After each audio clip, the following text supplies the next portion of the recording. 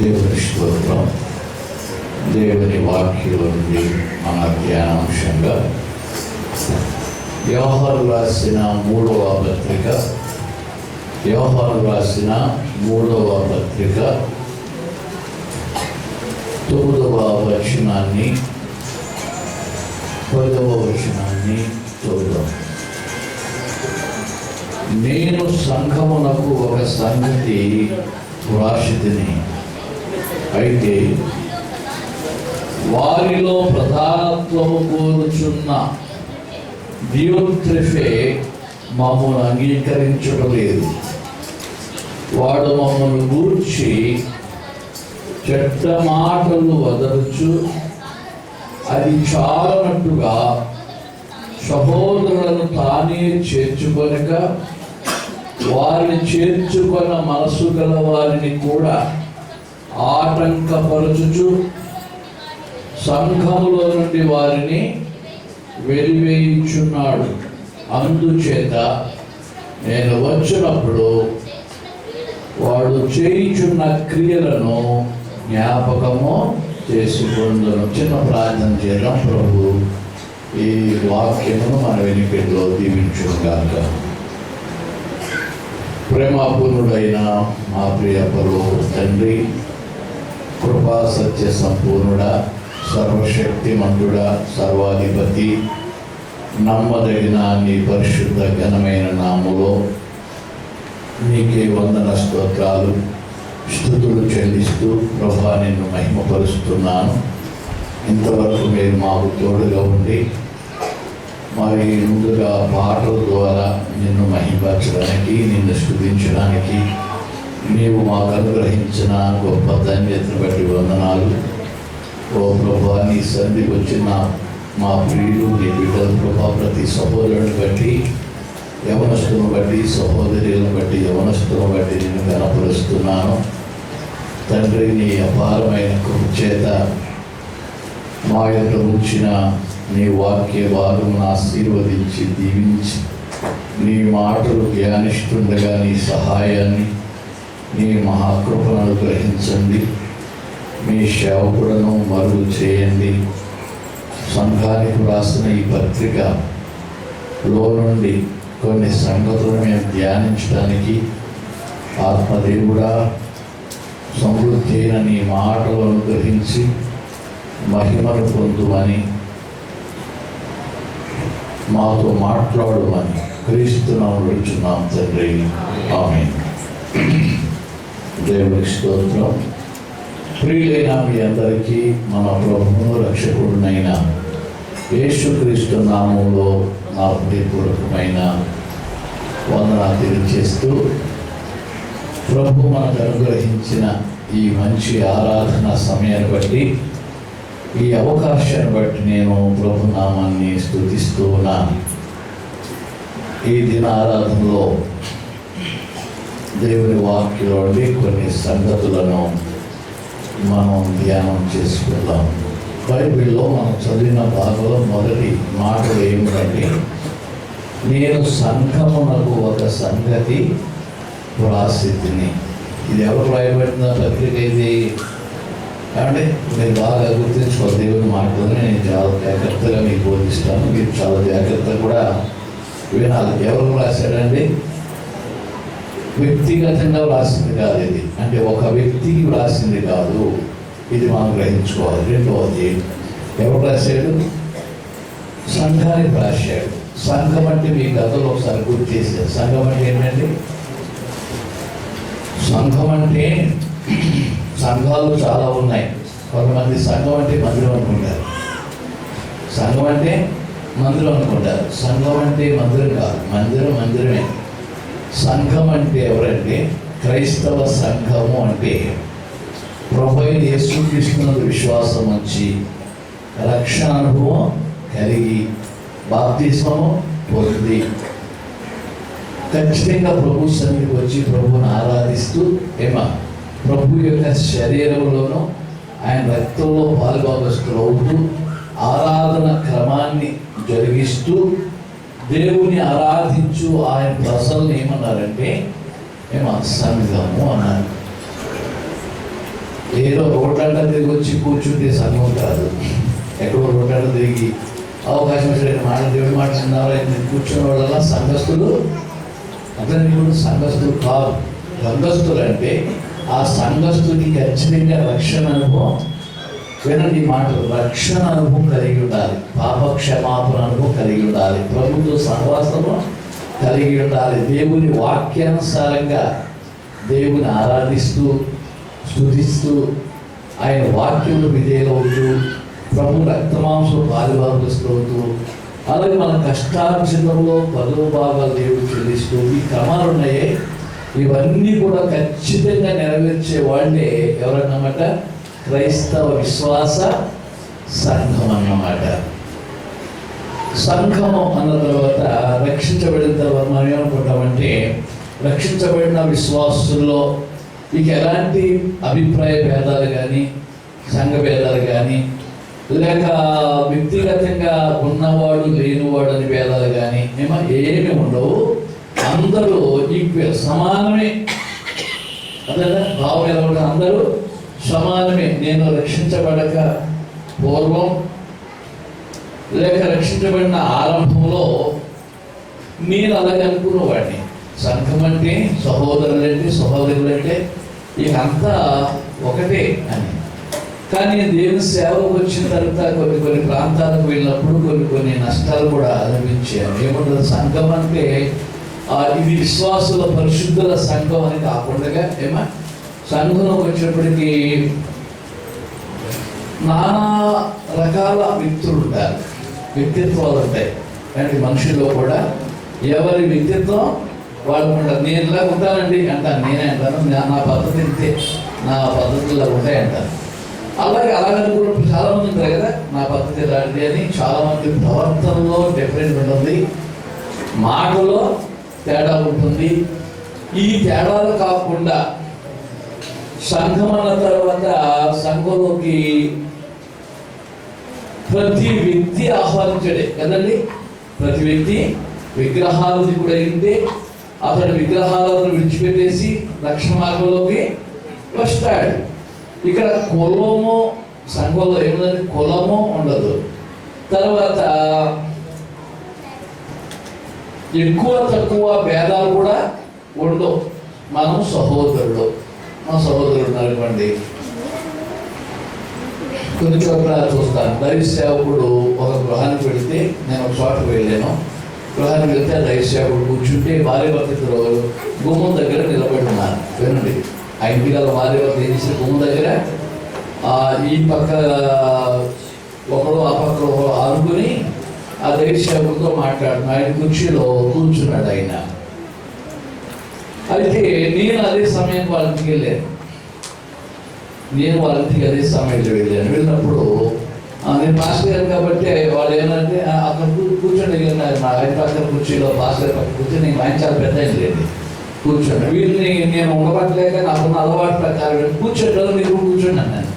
పర్లేదు అలా నిలబడుతున్నారు. అర్థం ఏంటంటే ఆ పాస్టర్ గారు లేచి వెళ్ళిపోయే వరకు వాళ్ళు కూర్చోరు. విషయం అది. ఆ పాస్టర్ గారు లేచి ఆయన కూర్చున్నంతసేపు గంట అయినా 2 గంటల సరే నిలబడి మాట్లాడవలసిందే. నాకు అప్పుడు ఒక వాక్యం గురించి, మందకు మాదిరిగా ఉండండి కానీ మందకు ప్రభువులాగా ఉండొద్దు అన్నాడు. పేతురు గారు ఏమన్నాడు చూడండి, పేతురు రాసిన పత్రిక, దయచేసి బైబిల్ చూడండి, తెలుసుకోవాలి మీరు కొన్ని విషయాలు.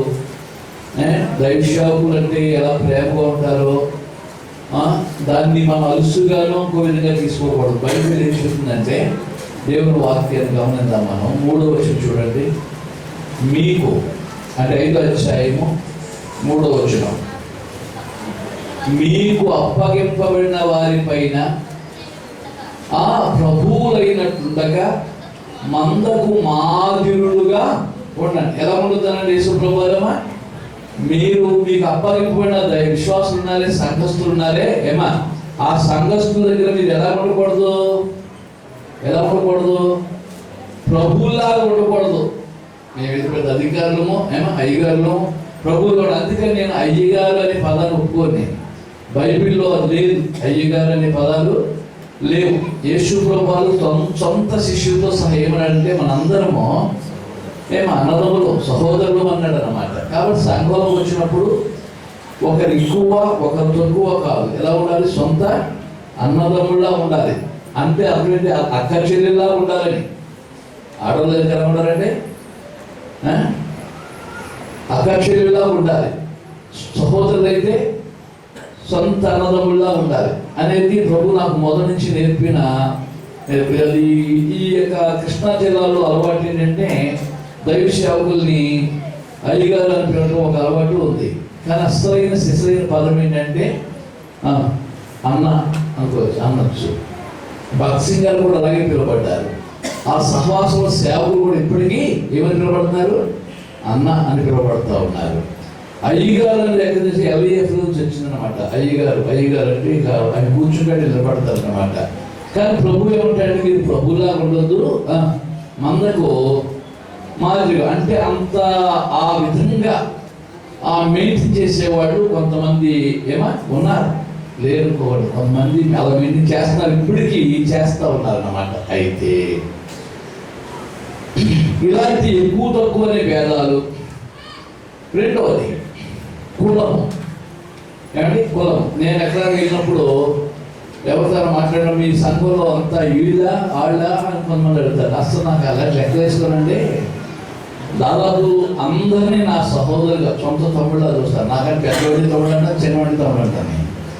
సొంత బ్రదర్స్, సొంత కుటుంబీకులుగా చూసుకుంటాను, అలా ప్రేమిస్తాను. ఒకవేళ వాళ్ళు ఏమన్నా అన్నయ్య మీద ఏదైనా సొంత అభిప్రాయం ఉంటే దాన్ని నేను చేయలేను. కానీ వాస్తవం చెప్పాలి, ఇప్పటికీ నేను బలిపీఠం ప్రభు దగ్గర ప్రభు సభ బలిపీఠం చెప్తే నా సంఘంలో ప్రతి సభ్యుడిని నేను నా సొంత తమ్ముళ్ళలాగా నేను భావిస్తాను.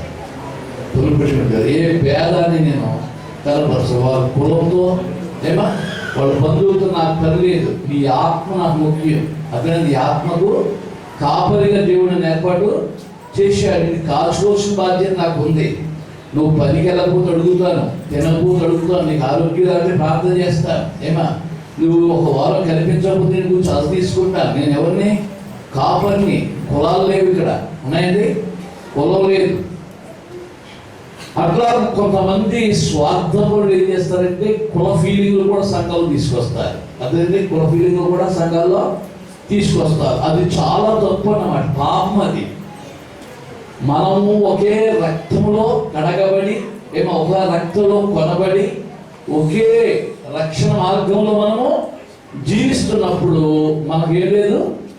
కులం లేదు. మా వాళ్ళని పదం ఎవరిని ఉపయోగించడం చాలా గొప్ప. మా వాళ్ళే అంటారు కదా, మా వాళ్ళే మీ వాళ్ళే మన వాళ్ళే ఎంత కానీ మా వాళ్ళు మీ వాళ్ళు అనే పదాలు కూడా సంఘంలో వాడకూడదు. ఎందుకంటే మనందరము చెప్పండి, మనందరం మన అంతే. నీకు లేదు, మా లేదు, మనందరం ఒకటే. కులంతో నీకు పని లేదు. సంఘంలోకి వచ్చినప్పుడు నీ కులంతో పని, నీ పనల్లా ప్రభుని వాక్యం వింటూ ప్రార్థన చేసుకోవడం, నా సహోదరిని ప్రేమించడమే తప్ప మధ్యలో కులాన్ని తీసుకురావద్దు. భేదం పెట్టుకుంటే నీ ఎదుటి సహోదరుని ఏమాత్రం కూడా ప్రేమ చూపలేదు. చూద్దామండి, కులం నీ మధ్యలో పెట్టుకుంటే ప్రేమ చూపగలవా? చూపలేదు. కాబట్టి ఇలాంటి సంఘాల్లో నా సేవకు వచ్చిన తర్వాత కులాలు బట్టి సంఘం వల్ల ఈ పాస్టర్ గారు మనోడు కదా, పాస్టర్ గారు మనోడు అని వెళ్ళిపోదాం అనేవాడు కూడా ఉన్నారు. ఏం లేదండి సంఘాల్లోనే. ఇలాంటి ఫీలింగ్స్తో నువ్వు ప్రార్థన చేసి ప్రభు దగ్గర నిలబడగలవా? పరలోకానికి వెళ్ళిపోతాం అంటాం మనం, రైట్. పరలోకంలో ఏ కులస్తుడు ఉండడు? పరలోకంలో ఏ కులస్తుడు ఉండడు? అన్ని కులాల నుంచి వచ్చి క్రీస్తుని అంగీకరించి వీళ్ళందరూ విశ్వాసం జీవించి పరలోకం వెళ్ళేవాళ్ళే కదా. కాబట్టి పరలోకంలో కులానికో పరలోకం ఉందా? పరలోకంలో విభజించాడా? కులరీతిగా ఏమైనా స్థానాలు ఏర్పాటు చేశాడంటే అది ఉండదు. ఈ ఆత్మీయ అంతస్తుని బట్టి అక్కడ ప్రతిఫలం ఉంటుందంతే. కులానికో ఆ ప్రాంతము, కులానికి ఒక మహిమ, కులానికో పరలోకం ఉండదు. యేసు ప్రభు అందరికీ ప్రభువే. ఆ ఒక్కడే అందరికీ ప్రభు. ఏ కులస్తుడికైనా ప్రభువే, ఏ మతస్థుడికైనా ప్రభువే. ఆయన తప్పనిసరిగా విషయాన్ని అంగీకరించాలి. కాబట్టి సంఘాల్లో రకరకాల ఎక్కువ తక్కువ అని కదా, మరి ఇంకొక కులరీత్యా కానీ ప్రాంతరీత్యా ప్రాంతీయ భేదాలు కదండి, ప్రాంతపు వారుగా ఇలాంటి భేదాలు సంఘాల్లో కలిగించకూడదు. ఇక్కడ ఒక విషయాన్ని దైవ సేవకుడు యోహాను గారు చాలా క్లియర్గా మాట్లాడుతున్నాడు. ఈ మనం చదివిన ఈ 3వ పత్రికలో ఏమండి, 3వ పత్రికలో ఎన్ని వచనాలు ఉన్నాయంటే 14 వచనాలు ఉన్నాయి. ఏంటండి 14 వచనాలు. రాసిన ఆయన కాకుండా ఎంతమంది ఉంటారంటే మనకి 3 వ్యక్తులు కనబడతారు ఇందులో. అదే మీకు రాసిన ఆయన ఎవరు? యోహాను కాకుండా ఆ ఉత్తరంలో ఎంతమంది పేర్లు ఉన్నాయంటే 3 పేర్లు ఉన్నాయండి. మీరు వాక్య ప్రదేశాలు మీరు చదువుకున్నప్పుడు ధ్యానం చేయడం నేర్చుకోండి. 3 పేర్లు ఉన్నాయండి. ఆ 3 పేర్లలో ఒక ఆయన పేరేమో గాయు అంటే ఒక ఆయన పేరు గాయు. రెండో ఆయన పేరు ఏం పేరంటే దియోత్రెఫే. మూడో ఆయన పేరు ఏంటంటే దేమేత్రి. ఏమేంటంటే మొదటి ఆయన పేరు ఏం పేరు గాయు, రెండో ఆయన పేరు దియోత్రెఫే, మూడో ఆయన పేరు దేమేత్రి కదా. వీళ్ళ ముగ్గురికి 3 సాక్ష్యాలు ఉన్నాయి. వాక్యాన్ని గమనించుకోండి, ముగ్గురికి 3 సాక్ష్యాలు ఉన్నాయి. ఈ 3 సాక్ష్యాలు కూడా ఇచ్చింది ఎవరంటే దైవ సేవకుడు. ఎవరైనా తన విశ్వాసం గురించి సాక్ష్యం చెప్పండి అంటే ఎవరు ఇస్తారు? మీ గురించి సాక్ష్యం ఎవరు చెప్పాలి? చూడండి, మీరు ఉన్నారు ఇక్కడ, తన బ్రదరు ఎలా ఉంటారని అడిగితే ఎవరిని? నన్ను. నిన్ను గురించి అది మంచి అయినా సరే చెడైనా సరే సాక్ష్యం ఎవరి దగ్గర ఉంటుందంటే పాస్టర్ గారి దగ్గర ఉంటుంది. ఇంకొక దగ్గర ఉండవలసిన అవసరం లేదు.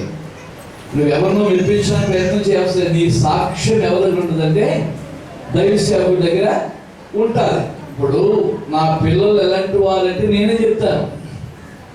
ఇంట్లో ఉంటున్నాను, పిల్లలతో ఉన్నాను కాబట్టి నా భార్య ఎలా ఉంటుంది, నా కుమారులు ఎలా ఉంటారు, నా కుమార్తెలు ఎలా నడుచుకుంటారు, వారి గురించి సరైన సాక్ష్యం వివరణ ఎవరి దగ్గర ఉంటుందంటే తండ్రిగా నేనే ఇస్తాను ఆ సాక్ష్యాన్ని. అలాగే సంఘం గురించి ఎవరు ఇస్తారు సాక్ష్యం? సేవకుడు ఇస్తాడు. సంఘంలో ఏ విశ్వాసి ఎంత ప్రార్థనాపరుడో, ప్రార్థనాపరురాలో, ఎంత విశ్వాసం కలిగిన వ్యక్తో లేక అవిశ్వాసమో, లేక ధైర్యంగా ప్రభువుగా జీవించే వ్యక్తో, పిరికి వ్యక్తో, ఏమా మరి ఆ విశ్వాసి ఎంత సహకారి కాదో ఎవరు తెలిసి ఇవన్నీ దైవ విషయాల్లోకి వచ్చినప్పటికీ సంఘానికి వచ్చిన సాక్ష్యం ఎవరి దగ్గర ఉంటుంది? దైవం యొక్క సేవకుడి దగ్గర ఉంటుంది. అందుకని యోహాను గారు ఏం చేశారంటే వీళ్ళు 3 గురించి సాక్ష్యం ఇచ్చారు. అదే ఈ 3 సహోదరుల గురించి ఒక సాక్ష్యం ఇచ్చాడు. మొదటి వాని గురించి ఏం సాక్ష్యం ఇచ్చాడంటే 5వ వచనం చూడండి. అమ్మా, ప్రియుడా, వారు పరదేశులైనను సహోదరులుగా ఉన్నవారికి నీవు చేసినదెల్లా విశ్వాసికి తగినట్టుగా చేయించున్నావు. నువ్వు ఎలాంటి వాడు తెలుసా? నా సహోదరుడా గాయుడు ఎలాంటి అంటే చెప్పండి, విశ్వాసికి తగినట్టుగా చేసే వ్యక్తులు. నువ్వు విశ్వాసివి, ఈ నిజంగా విశ్వాసేనండి అన్నట్టుగా తగినట్టుగా నీవు నడుచుకుంటావు. విశ్వాసం చెప్పుకొని అవిశ్వాసి అన్నాడు. విశ్వాసం చెప్పుకొని అన్యుడిగా జీవించు. విశ్వాసం చెప్పుకొని లోకస్తుడిగా ప్రవర్తించు. విశ్వాసం చెప్పుకొని దేవుని ఎరగనట్టుగా నువ్వు నడుచుకో. విశ్వాసి అయిన నీవు విశ్వాసికి తగినట్టుగా, అంటే విశ్వాసి అని చెప్పుకోవడం కావాల్సిన మాదిరి, ప్రవర్తన, పరిచర్య, ప్రేమ అన్ని నీలో ఉన్నాయి. మంచిదా సాక్ష్యం? మంచిది కాదు చెప్పండి. ఇప్పుడు మంచి సాక్ష్యమేనా? ఒక సహోదరుడి గురించి మంచి సాక్ష్యం చెప్పాడు. రెండో సహోదరుడి గురించి ఏం చెప్పాడంటే, నేను సంఘములకు 9వ వచనం ఒక సంగతి వ్రాయిచున్నాను, అయితే వారిలో ప్రధానత్వము కోరుచున్న దియోత్రెఫే మమ్మును అంగీకరించలేదు. చూడండి, ఇక్కడ సాక్ష్యం మారిపోయింది కదమ్మా. మీ దగ్గర మీ అందరూ బాగా, మీలో ఒకడున్నాడు, అతని పేరు దియోత్రెఫే. వాడికి ఈ మధ్య ఒక విధమైన బలహీనత ఉంది. వాళ్ళు ఏంటంటే ప్రధానత్వం కోరుచున్న దియోత్రెఫే మమ్మల్ని అంగీకరించారు.